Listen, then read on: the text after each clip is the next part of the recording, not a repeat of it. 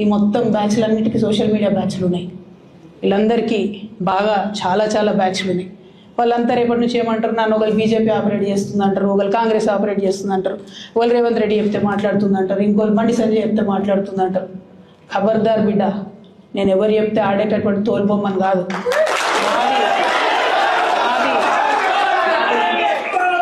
నాది కేసీఆర్ బ్లడ్, నాకు తెలంగాణ బ్లడ్.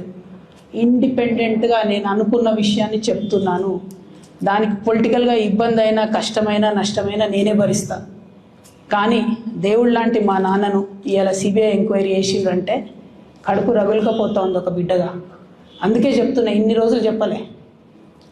ఆ మధ్యలో పోయినసారి నా కొడుకు గ్రాడ్యుయేట్ అయినప్పుడు వచ్చినప్పుడు నేను మా నాన్నకు రాసుకున్న లెటర్ లీక్ చేస్తే కూడా ఆ 70, 80, 90 రోజుల నాకు నరకం చూపిస్తున్నారు. ప్రతిరోజు సోషల్ మీడియాలో ఇష్టం వచ్చినట్టు రాపిస్తున్నారు.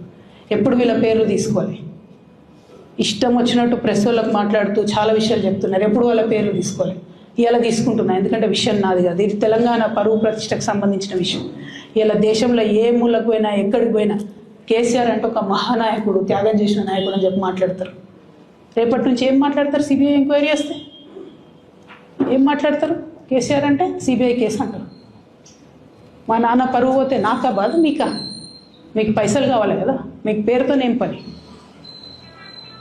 ఇంకా కూడా ఈ విషయాలు అర్థం చేసుకోకుండా, ఇంకా కూడా ఇటువంటి వ్యక్తుల్ని దూరం పెట్టుకోకుండా ఉంటే కేసీఆర్ గారి మీద సిబిఐ కేసు వేసేటటువంటి స్థాయికి వచ్చినాక ఏం పార్టీ ఉంటేది పోతేది. బీఆర్ఎస్ పార్టీ నాయకులు నన్ను తిట్టుకున్నా సరే, లోకల్ బాడీ ఎన్నికలలో నాకు నష్టం జరుగుతుంది అనుకున్నా సరే, మా నాన్న మీద సిబిఐ ఎంక్వైరీ పడ్డాక ఏముంది, తొక్కల ఎలక్షన్ ఒకటి గెలుస్తారు, ఒకటి ఓడిపోతారు. అసలు ఓడిపోయే పరిస్థితి ఎట్లా వచ్చింది? ఇటువంటి దుర్మార్గుల వల్ల కాదా వచ్చింది? ఆలోచన చేసుకోవాలి కదా. ఓ అంటే నా దగ్గర పైసలు ఉన్నాయి, టీవీలు ఉన్నాయి, సోషల్ మీడియాలు ఉన్నాయి, ఏటు పడతట్టు మాట్లాడతామంటే తోలు తీస్తాం చెప్తున్నా నేను. గీత గీసుకుంటాం బిడ్డ. మీరు ఒక కమెంట్ పెడితే మేము 10 చేస్తాం. ఏది పడితే అది మాట్లాడచ్చు సోషల్ మీడియాలో అనుకుంటూ చూసుకుంటూ ఊరుకుంటున్నా.